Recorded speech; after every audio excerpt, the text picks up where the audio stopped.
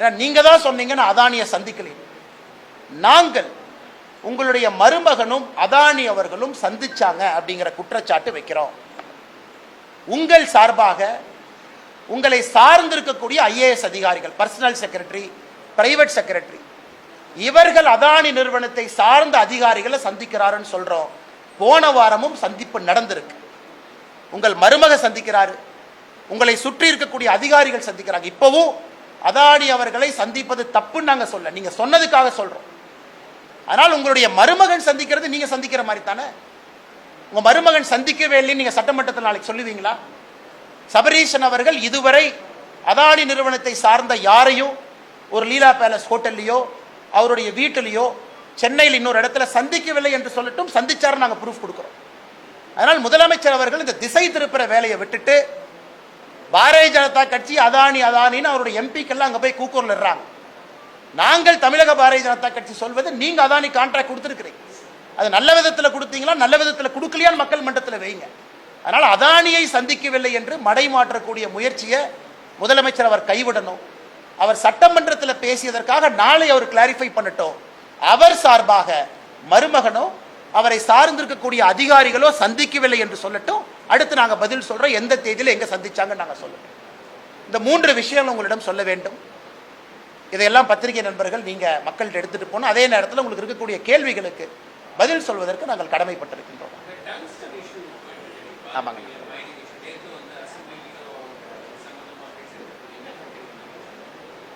நாம் எங்க பாரதிய ஜனதா கட்சியினுடைய நிலைப்பாடு, எங்களுடைய மாவட்டத்தினுடைய தலைவர்கள், பாரதிய ஜனதா கட்சியினுடைய அந்த பகுதியினுடைய தலைவர்கள் எல்லாம் விவசாய நண்பர்களை சந்திச்சு பேசிட்டு இருக்காங்க. அதன்படி நேற்று முன்தினம் நாங்கள் மத்திய அரசுக்கு கடிதம் எழுதியிருக்கின்றோம்.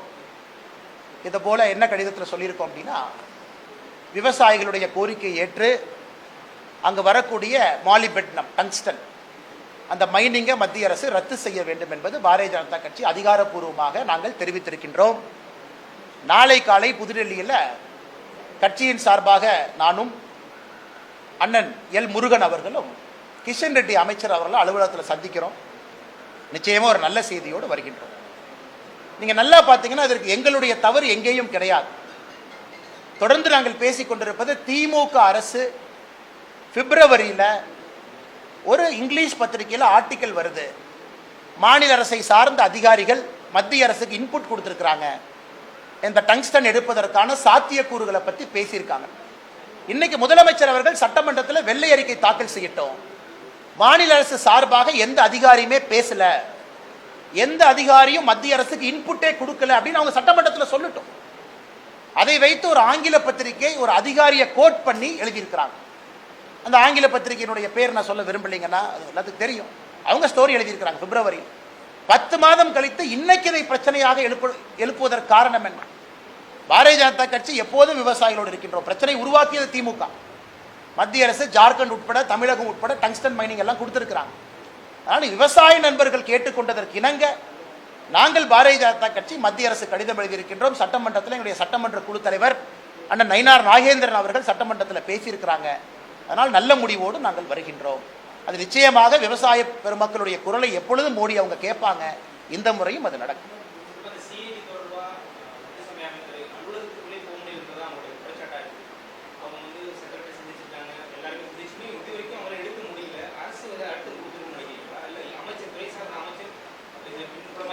ஆனால் chief secretary speaks for the கவர்மெண்ட்டுங்க அண்ணா. ஒரு மாநிலத்தினுடைய தலைமை செயலாளர் முதலமைச்சருக்காக அவருடைய நடவடிக்கை எப்பொழுதுமே இருக்கும். தலைமைச் செயலாளருடைய நடவடிக்கை முதலமைச்சர் நடவடிக்கைக்கு வேறு நம்ம சொல்ல முடியாது. Chief secretary speaks for the chief minister. 2 முறை தலைமைச் செயலாளரை சந்தித்து சிஏஜி முறையிட்டிருக்கிறார். 2 முறையும் கூட தலைமைச் செயலாளர் அதற்கு ஒப்புக்கொள்ளவில்லை என்றால் திமுக ஆட்சிக்கு வந்த பிறகு மாண்புமிகு உயர்நீதிமன்றம் ஜூன் 6, 2023 அவங்க தீர்ப்பு கொடுத்திருக்கிறாங்க. Justice Mahadevan, justice Adikesav.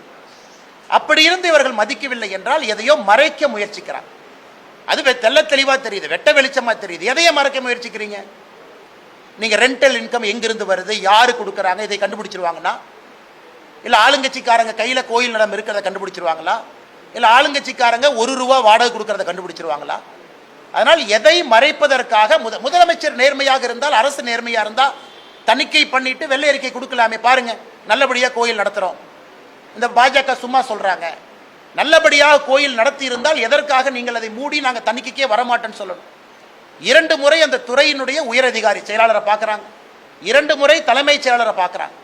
அப்படி இருந்தும் கூட அவர்களுக்கு அந்த இன்புட் கிடைக்கவில்லை என்றால் திமுக அரசு எதையோ மறைக்கிறாங்க. அதில் எந்த மாற்று கருத்தும் இல்லை.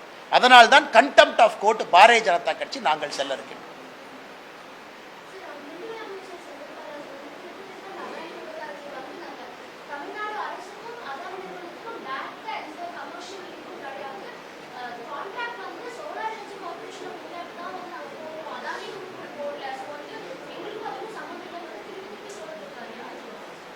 மேடம், நீங்கள் அதானியினுடைய அவங்களுடைய ஆனுவல் ரிப்போர்ட் எடுத்து பார்த்தீங்கன்னா அதுலேருந்து 2 பேரா கோட் பண்ணி நம்முடைய அறிக்கை நம்பர் 2ல் அந்த 2 பேராவை நாங்கள் அட்டாச் பண்ணியிருக்கோம் மேடம். அதாவது தமிழக அரசை பொறுத்தவரை கரெக்ட், இந்திய அரசு ஒரு லெவலுக்கு மேலே எல்லாமே சோலார் எனர்ஜி கார்பரேஷன் மூலமாக கீழே கொண்டு வந்துட்டாங்க. ஏன்னா இந்தியா முழுவதும் ஒரு ஃபிக்ஸட் ரேட்டை நோக்கி போகணும் அப்படி. இந்தியா முழுவதும் இது நேர்மையான விதத்தில் செல்ல வேண்டும் என்பதற்காக தான் அது கொண்டு வரப்பட்டது. நாங்கள் வைக்கிற குற்றச்சாட்டு முதல்ல இருந்து நீங்கள் அதானிக்கு ஃபேவர் பண்ணீங்கன்னு வைக்கல. பாரதிய ஜனதா கட்சியும் அதானிக்கும் நீங்கள் முடிச்சு போடுறீங்க. நீங்கள் ஆட்சிக்கு வந்த பிறகு அதிமுக அரசில் போடப்பட்ட அந்த ஒப்பந்தம், நீங்கள் சொல்கிற ஒப்பந்தத்தினுடைய கண்டினியூட்டியில் கமோதி பிளான்ட்டுக்கு நீங்கள் 90 கோடி ரூபாய் 90 கோடி சில்லரை நீங்கள் கொடுத்துருக்குறீங்க. அதை நீங்கள் கேன்சல் பண்ணியிருக்கலாமே. இல்லை நாங்கள் சோலார் எனர்ஜி கார்பரேஷன் படி தான் நாங்கள் பணம் கொடுப்போம்னு. ஏற்கனவே போட்ட கான்ட்ராக்ட் கண்டினியூ ஆகுதுன்னா நீங்கள் அதை கண்டினியூ பண்ணுறீங்கல்ல, அதான் எங்களுடைய குற்றச்சாட்டு. இதே அமைச்சர் அவர்கள் இங்கே எங்கேன்னு சுற்றி சுற்றி வர்றாங்க. நீங்கள் அதை கொடுத்தனால நீங்கள் பாரதிய ஜனதா கட்சி அதானின் பேசுவதற்கு உங்களுக்கு உரிமை இல்லை என்பதுதான் எங்கள் முதல் குற்றச்சாட்டு. அதை இன்னைக்கு முதலமைச்சர் ஒருபடி மேலே போய் அதானி சந்திக்கவே இல்லைங்கிறாங்க. அதானியை சந்திப்பது தப்புன்னு நாங்கள் எப்பவுமே சொல்லி. ஏன் தமிழகத்தில் அம்பானி அவர்கள் திருமணம் அழைப்புதல் கொடுத்த பொழுது முதல் ஆளாக இங்கிருந்து ஓடி போனது யாரு? துணை முதலமைச்சர் போனாங்க. அம்பானி அவர்கள் துணை முதலமைச்சருக்கு மட்டும் இன்விடேஷன் கொடுக்கலீங்க, எனக்கு இன்விடேஷன் கொடுத்தாங்க. பாரதிய ஜனதா கட்சி மாநில தலைவருக்கும் வீட்டுக்கு வந்து அம்பானி நிறுவனத்தினுடைய உயரதிகாரிகள் இன்விடேஷன் கொடுத்துட்டு தான் போனாங்க. எதற்கு நான் பப்ளிக்ல சொல்றேன் அப்படின்னாங்க, ஓடி போய் நான் இருக்கேன். அதனால நீங்க அதானி அம்பானி பாரதிய ஜனதா கட்சின்னு எதற்கு சொல்ல வேண்டும்? ஒருத்தவங்க வருவாங்க, எல்லாத்தையும் பார்ப்பாங்க, பரஸ்பரம் ஒரு நட்பு மெயின்டைன் பண்ணுவாங்க. அந்த வந்தால்தான் ஒரு நாடு வளர்ச்சி அடையும், ஒரு மாநில வளர்ச்சி அடையும். அது தவறு கிடையாது. நீங்க போங்க பாருங்க. நாங்கள் சொல்வது பாராளுமன்றத்தில் எதற்காக நீங்க டிஷர்ட்டை போட்டுட்டு அதானி பிஜேபி ஏகே, அதானி மோடி ஏகேன்னு எதற்கு கனிமொழி அவர்கள் அங்கே ஆர்ப்பாட்டம் நடத்தணும்? நீங்கள் தமிழகத்தில் எல்லா கான்ட்ராக்டையும் கேன்சல் பண்ணிடுங்க, பண்ணிட்டு நீங்கள் பேசுங்க, உங்கள் குற்றச்சாட்டுக்கு நாங்கள் பதில் சொல்லுவோம். நாங்கள் முதலிருந்து சொல்வது உங்களுடைய இரட்டை வேடத்தை தான் முதலிருந்து சொல்லுகின்றோமோ தவிர வேற எதையும் நாங்கள் சொல்லவில்லை.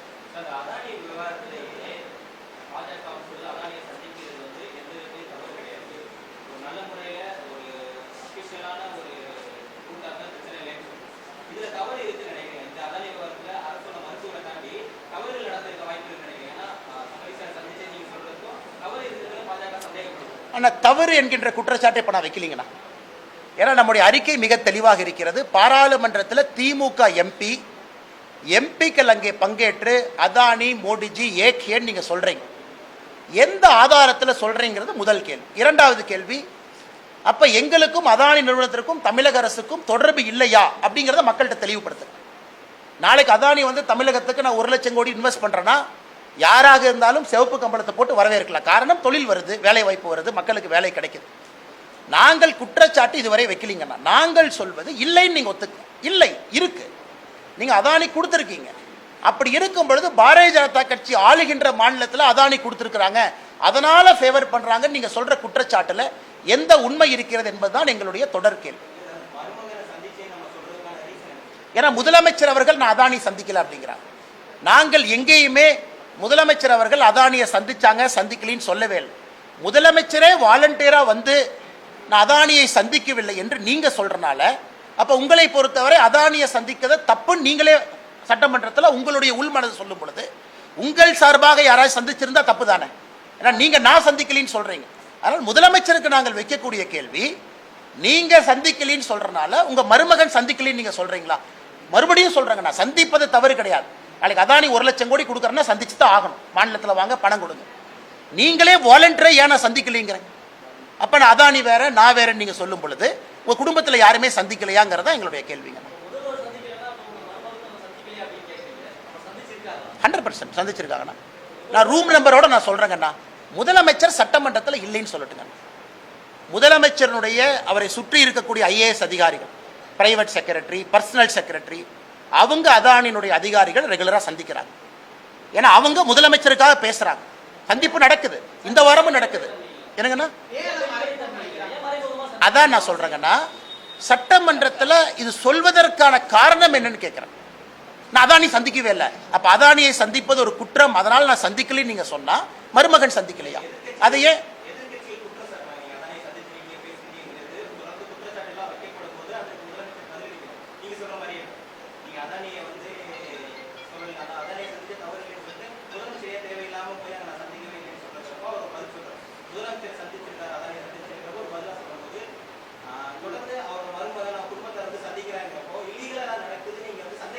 அண்ணா இப்போதைக்கு அதுக்குள்ள நாங்கள் போக விரும்பலைங்கண்ணா. அதுக்குள்ள நாங்கள் போகல. முதலமைச்சரையா வாலண்டியரா வந்து நான் சந்திக்கலன்னா அமெரிக்காவில் ஒரு கோர்ட்டில் அங்க இருக்கக்கூடிய அரசு நிறுவனம் ஒரு சார்ஜ் ஃபைல் பண்ணியிருக்காங்க. குறிப்பாக தமிழகம் அதில் குறிப்பிட்டிருக்காங்க. அதில் தமிழகத்தினுடைய மின்சார கொள்முதலை குறிப்பிட்டிருக்கிறாங்க. இங்கே நடந்திருக்குன்னு சொல்றாங்க. பாரதிய ஜனதா கட்சியினுடைய தொடர் குற்றச்சாட்டு, உங்களுக்கு அது ஜூரிஸ்டிக்ஷன் இல்லைங்கிறது நம்ம குற்றச்சாட்டு. அமெரிக்காவிலிருந்து நீயே எங்களுக்கு சொல்றேன், அது உங்க ஜூரிஸ்டிக்ஷனே கிடையாது. எங்க நாட்டில் பிரச்சனை இருந்தால் நாங்கள் அதை பார்த்துக்கிறோம். யாரு வேணாலும் ஒரு மெட்ராஸ் ஹைகோர்ட்டில் கம்ப்ளைண்ட் கொடுக்கட்டும், தமிழ்நாட்டில் டிவிஎஸ்சியில் போய் கம்ப்ளைண்ட் கொடுக்கட்டும், நாங்கள் விசாரிக்கிறோம். அதுதான் நம்மளுடைய அந்த குற்றச்சாட்டு. முதலமைச்சர் வாலண்டியரா வந்து இல்லை இல்லை இல்லைன்னு சொல்றதா நீங்க கேட்பது போல் சந்தேகம் எழுதா அப்படின்னு கேட்குறீங்க.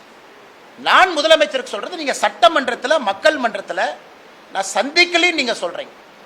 உங்க மருமகன் சந்திச்சிருந்தா அப்ப நீங்க குற்றத்தை ஒப்புக்கிட்டீங்க. ஏன்னா நீங்க தான் அதை மறைக்க பாக்குறீங்க. நான் அந்த குற்றங்கிற பாயிண்ட்டுக்கே போலீங்கன்னா, ஏன்னா தொடர்ந்து டிஐபிஆர் ஸ்டேட்மெண்ட் இஷ்யூ பண்றாங்க. நாங்க எந்த கான்ட்ராக்ட் கொடுக்கல, கான்ட்ராக்ட் கொடுத்துருக்கீங்க.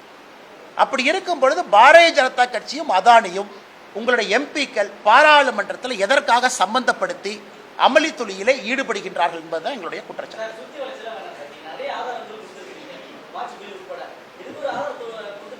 முதலமைச்சர் இல்லைன்னு சொல்லிட்டோம், சுவாரஸ்யம் இருக்கணும். நாளைக்கு முதலமைச்சர் வந்து சட்டமன்றத்தில் இல்ல அவர் பொய் சொல்றாரு, என் குடும்பத்திலே யாரையும் சந்திக்கலன்னு சொல்லட்டும், அப்புறம் ஆதாரம் கொடுக்குறோங்க. சொல்லட்டுங்க தலைவா, எத்தனை விஷயத்தை நாங்களே கொடுக்குறோம், கொடுக்காமையா பேசுறோம், எவ்வளவு விஷயம் கொடுக்குறோம், நிறைய கொடுக்குறோம். அவர் இல்லைன்னு சொல்லட்டும், அவர் தான் நேற்று சொன்னாரு. சொல்லுங்கண்ணா.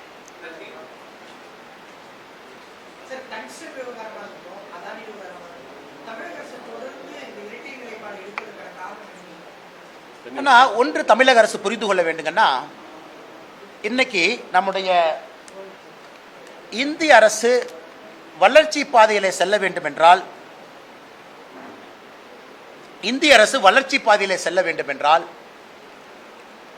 டெவலப்மெண்டல் ஒர்க் நடந்துதாங்க ஆகணும். அதில் மாற்று கருத்து இல்லைங்க. டங்ஸ்டன் விகாரத்தை பொறுத்த வரைக்கும் அது நியாயமான ஒரு விஷயம். காரணம், சமணர் படுகை இருக்கு, மெகாலித்திக் பரியல் சைட் 2000 ஆண்டுகள் பழமை எல்லாம் இருக்கு, அழகர் மலை பக்கத்தில் இருக்கு. ஓகேங்கண்ணா. இன்னைக்கு மத்திய அரசு எல்லா விஷயமும் கூட தமிழகத்திற்கு கொண்டு வரும் பொழுது எல்லாத்தையும் முட்டுக்கட்டை போட்டுக்கிட்டே இருந்தாங்கன்னா அது முன்னாடி போகாது. நீங்க ஆக்கப்பூர்வமாக என்கேஜ் பண்ணி, இல்ல பிரச்சனை இல்லாத ஒரு பகுதிக்கு மத்திய அரசை கூட்டிட்டு போங்க. அதெல்லாம் அங்கே சொல்ல ஆக்கப்பூர்வமான அரசியலை வைப்போம். எல்லாம் வேண்டாம் வேண்டாம் வேண்டாம்னு எல்லாம் சொல்ல ஆரம்பிச்சிங்கன்னா இந்த மாநிலத்தினுடைய வளர்ச்சி இன்னும் 10 ஆண்டுகள் கழித்து எங்கே போய் நிற்கும் என்பதுதான் எங்கள் கேள்வி. எதுவுமே வேண்டாம், உள்ளே வராதிங்க, அது ஒரு ஆக்கப்பூர்வமான ஒரு போக்கு கிடையாது. சரி, டங்ஸ்டன் வந்தாங்க, பிப்ரவரியிலேயே சொல்லியிருக்கலாம் இங்கே வேண்டாம், வேற இடத்த பாருங்க, வேற இடத்த மேப் பண்ணுங்க, அது ஆக்கப்பூர்வமான ஆலோசனை. இன்னைக்கு பிரச்சனையான பிறகு 10 மாதம் கழித்து நாங்கள் முதல்ல இருந்து விரோதம் அப்படின்னா அதான் நாங்கள் கேட்குறோம். உங்க அதிகாரிகள் பேசவே இல்லையா? வெள்ளை அறிக்கை சட்டமன்றத்தில் கொடுங்க.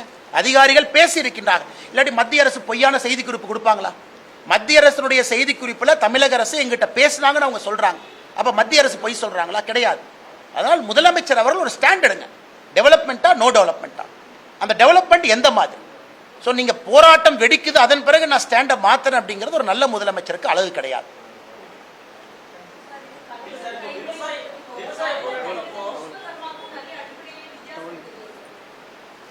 மேடம், அடிப்படையில்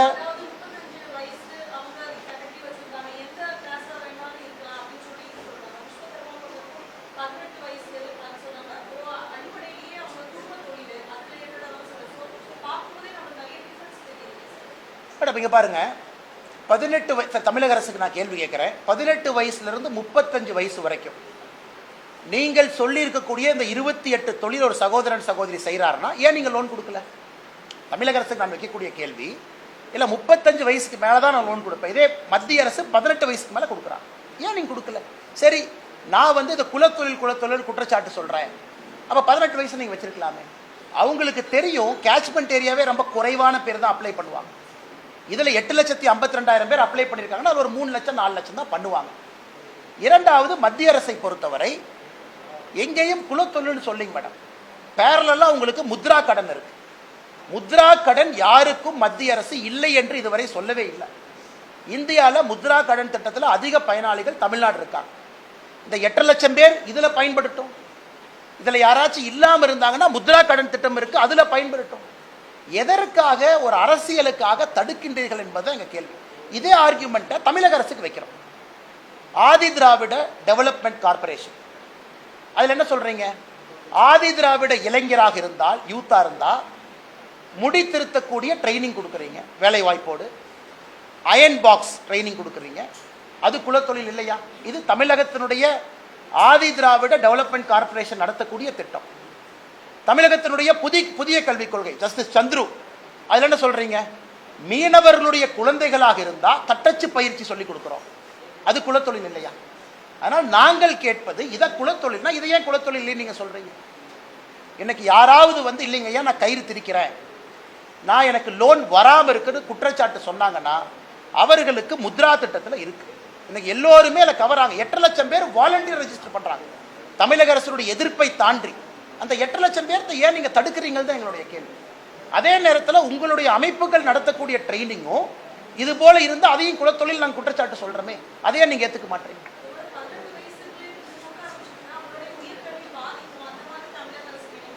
மேடம் 18 சரி 25 வயசுல ஒருத்தர் கயிறு தெரிக்கக்கூடிய தொழில் பண்றாங்க, 30 வயசுல பண்றாருன்னு வச்சுக்கலாமே, என்ன உயர்கல்வி பாதிக்கும் மேடம்? அவங்க தொழில் பண்றாங்க, அவங்க தொழிலை விஸ்தாரப்படுத்துவதற்கு பணம் வேண்டும், அதை எப்படி அவங்க தடுக்கலாம்? யாருமே சொல்லியே. சரி, அவங்க உயர்கல்வி பாதிக்கும்னா ஒன்றும் இல்லைங்க, வாங்கிருங்க, கட்டிருங்க, உயர்கல்வி போறப்போ உயர்கல்விக்கு போங்க. இந்த கடன் வாங்குவதால் உயர்கல்விக்கு செல்லக்கூடாதுன்னு மத்திய அரசு எங்கேயும் சொல்லலீங்களே. இவர்களா ஏன் அசம்ஷன் பண்ணிக்கிறாங்க, இவர்களா எதுக்கு அரசியல் பண்றாங்க அப்படிங்கறத எங்களுடைய கேள்வி.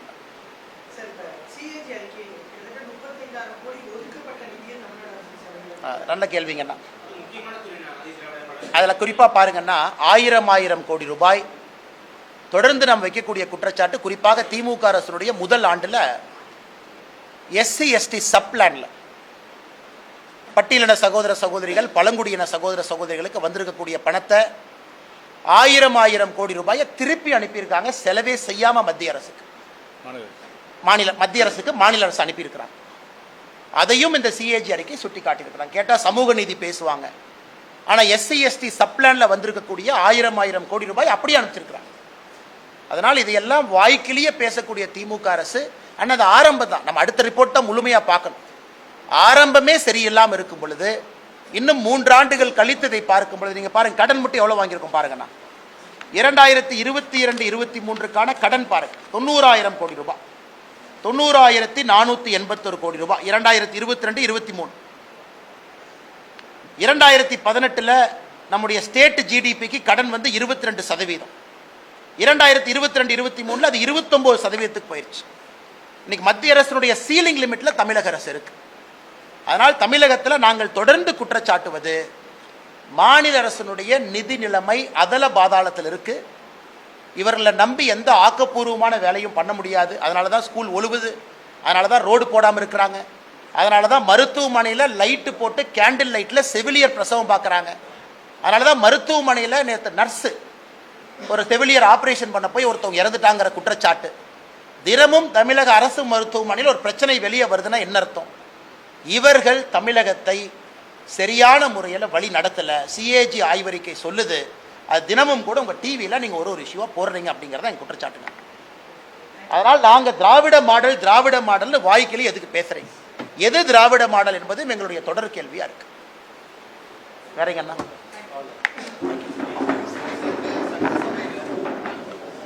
சார்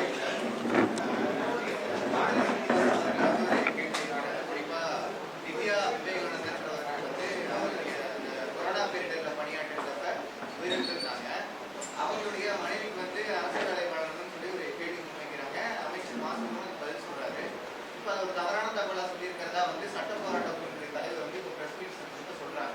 அவங்க வந்து குழந்தையை வச்சுட்டு 3 முறை அமைச்சரை சந்திச்சும் கூட அந்த வேலை வாய்ப்பானது வழங்கப்படவில்லை, வாரிசுக்கு அது வழங்கணும்னு சொல்லி சொல்லியிருந்தாங்க. ஆனால் அது நடத்தப்படலன்னு சொல்லி சொல்றாங்க. இந்த குற்றச்சாட்டு வைக்கிறது ஆனால் எனக்கு உண்மையில தெரியலிங்கண்ணா. நான் அக்காட்ட பேசுகிறேங்கண்ணா, தெரிந்த பிறகு பதில் சொல்கிறேங்கண்ணா. ஸோ மா சுப்பிரமணியம் அவர்கள் சட்டமன்றத்தில் ஒரு தவறான விஷயத்தை அமைச்சராக சொல்லியிருந்தாங்கன்னா அது தவறு தான். இருந்து வானத்தி அக்காவே அந்த மேட்ரு உங்கள்கிட்ட பேச சொல்கிறோங்கண்ணா. எனக்கு தெரியல, ஃபாலோ பண்ணுறோங்க.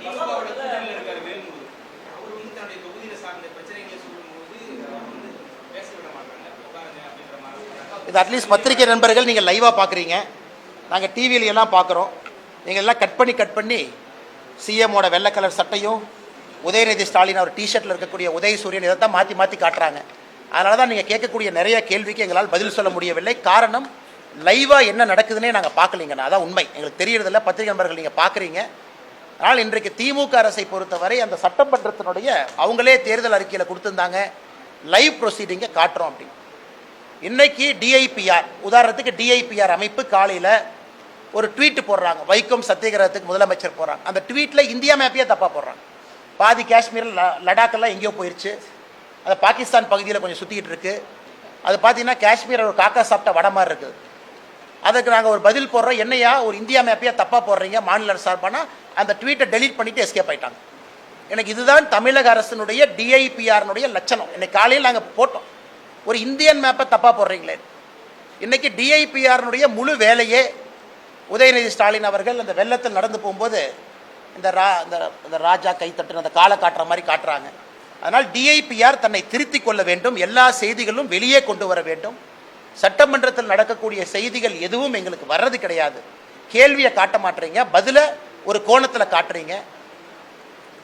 கேள்வி உங்களுக்கு தர்ம சங்கடமாக இருந்தால் ஏதாச்சும் ஒரு மெம்பரை காட்டுறீங்க, அல்லது உதயநிதி ஸ்டாலினை திரும்ப போய் காட்டுறீங்க. அதனால் இது மிக மிக தவறான போக்கு. காரணம், உங்களுடைய கேள்விகளுக்கே நாங்கள் தடுமாறிட்டு இருக்கோம், சட்டப்பேரவை கேள்விகளுக்கு. காரணம், எங்களுக்கு கேள்வியே தெரியாதுங்கன்னா என்ன கேள்வி கேட்டாங்க, அதான் உண்மை.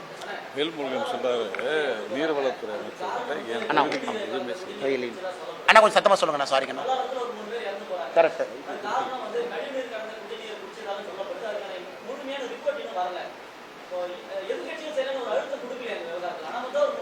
அண்ணா நம்ம கட்சியினுடைய தலைவர் அக்கா தமிழிசை சவுந்தரராஜன் அவர்கள் உடனடியாக அந்த இடத்துக்கு போய் மக்களை எல்லாம் சந்தித்து மக்கள்கிட்ட பேசி பத்திரிகை நண்பர்கள் அழைத்து சென்று காட்டினாங்க. அது உங்களுக்கு தெரியுங்கண்ணா. ரெண்டாவது, இன்னைக்கு பாரதிய ஜனதா கட்சி சார்பாக அன்னைக்கே நாங்கள் குடிநீரை கலெக்ட் பண்ணி அந்த சாம்பிளை டெஸ்டிங் அனுப்பியிருக்கோம். நாங்கள் டெஸ்டிங் ரிப்போர்ட் கொடுக்கும் பொழுதுங்கன்னா, அது எந்த ரிப்போர்ட் வருதோ உங்களுக்கு கொடுக்குறோம். நாங்கள் கலெக்ட் பண்ண வீடியோ ஆதாரத்தோடு கொடுக்குறோம். இல்லாட்டி அவங்க என்ன சொல்லுவாங்க, அவங்க கலந்துட்டாங்க. கலெக்ட் பண்ணி அவங்க முகத்துக்கு முன்னாடி அங்கேயே சீல் பண்ணி எடுத்துகிட்டு போயிருக்கோம். நாங்கள் கலெக்ட் பண்ணியிருக்கக்கூடிய வாட்டர் சாம்பிளுடைய ரிசல்ட்டுக்காக நாங்கள் உண்மையாலே வெயிட் பண்ணிட்டு இருக்கோம். அது நாங்கள் அன்னைக்கே எடுத்தோம், ப்ரூஃப் எங்கிட்ட இருக்குங்கன்னா. சாம்பிள் ரிப்போர்ட் கொடுக்கும்போது அந்த வீடியோவும் கொடுக்குறோம். அதனால் பாரதிய ஜனதா கட்சி இதை கம்பீரமாக எடுத்திருக்கோம். மூத்த தலைவர் முன்னாள் ஆளுநர் அக்கா தமிழிசை அவர்களே உடனடியாக ஸ்பாட்டுக்கு பத்திரிகை அழைச்சிட்டு போயிருக்கிறாங்க. அதனால் இன்றைக்கி போய் அந்த அதிகாரி ஒருத்தர் பாட்டில் எடுத்து குடித்தாரு, கேட்டால் ஒன்றும் இல்லை அப்படிங்கிறாரு, நான் நல்லா இருக்குங்கிறாங்க. ஆனால் அது ஒரு ஆர்கியூமெண்ட்டே கிடையாதுங்கண்ணா.